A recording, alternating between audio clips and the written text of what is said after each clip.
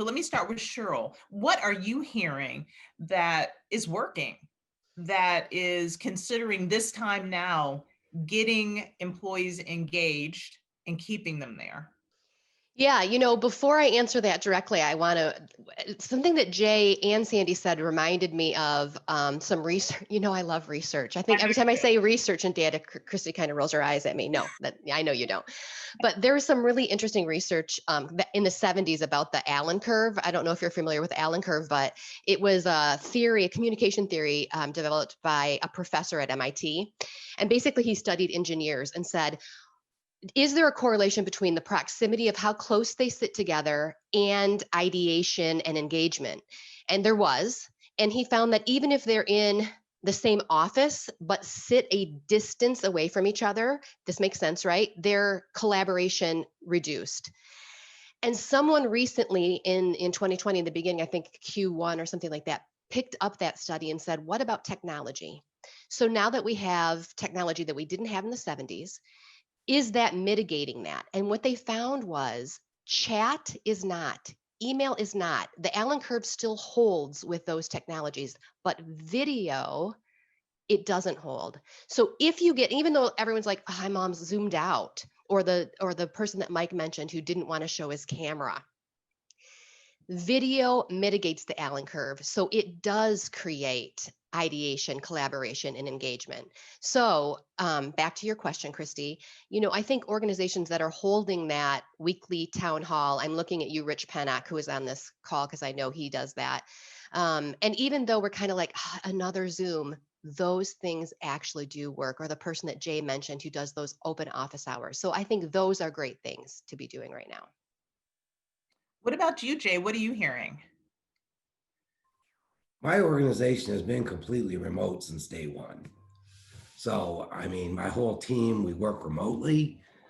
So this has been nothing new. I mean, the biggest challenge has been lack of physical interaction with the clients. What I have found to be very, very successful is we have structured meetings every Monday morning and an update. But what I also find has been very successful is I have everybody's calendar. So I will do spontaneous calls once or twice a week. And a lot of times it might just be a personal conversation. Hey, what's going on? How'd you took a couple days off. What'd you guys go do? Just to create more of that human element. So it's not always, well, agenda item 1 on Zoom today, agenda item 2. So I had that interaction. I've been doing that for 8 years, and it keeps people engaged. Is there anything you want to talk about? Is there anything that's on your mind? And so we have our structured meeting, and then I have 2 unstructured calls with every team member every week. And sometimes they may go 20 minutes, 25 minutes. Sometimes they may just go 5 minutes, but it's just that constant communication.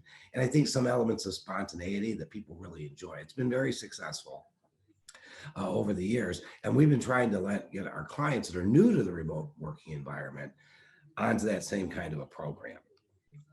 And so it's just important. It's the connectivity, the conversation, and I think making a little bit of the mindset shift that it doesn't always have to be about business. It can just be a personal conversation with the individual where other things may pop up. And I find that to have been very successful. But it's a mindset shift. It's hard for clients who have been completely in an office environment and now shifted to a very small office environment with a very large remote workforce, which seems to be more the norm.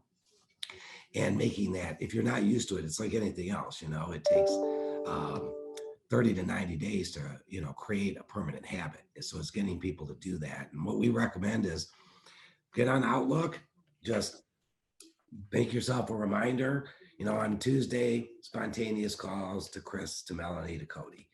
And you can mix it up and just look at their calendars and do that. I find that to be very, very successful. And more clients are adapting that, and they're finding that it just engages people better. Thank you, Jay.